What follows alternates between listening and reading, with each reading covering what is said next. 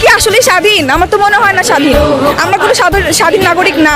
আমরা এখনো, আমার মনে হয় যে 1971 সালে যে দেশ স্বাধীন হয়েছে সেটা শুধু শেখ পরিবারের জন্য, আমাদের জন্য না। যদি আমরা স্বাধীন হতাম আসলেই, তাহলে আমরা আমাদের বাক স্বাধীনতা পেতাম। আমাদের কথা বলতে গেলে ভয় পেতে হয়, আমাদের নিজেদের ন্যায্য দাবি আদায় করতে গেলে ভয় পেতে হয়, এভাবে গণহত্যা হতে হয়, আমাদের সবাইকে মরতে হয়, রাস্তাঘাটে আমাদের ভাই বোনদের মরতে হয়। দেশ তাহলে কোথায় স্বাধীন? স্বাধীন শব্দটাই উচ্চারণ করা যাবে না। আমরা এখনো স্বাধীন না। স্বাধীনতা এখন হবে যদি এই সরকার পদত্যাগ হয়। তাহলে এই বিচার আসলে, এই সঠিক বিচার চাইবা আল্লাহর কাছে, আর কারো কাছে না। বিচার আসলে কেউ, এই সরকার কখনোই করতে পারবে না, আর হবেও না সঠিক বিচার। তাই আমি চাই যে সরকার পদত্যাগ করুক। বললাম তো, আমি আমার দেশে স্বাধীনই না, নিরাপদ থেকে।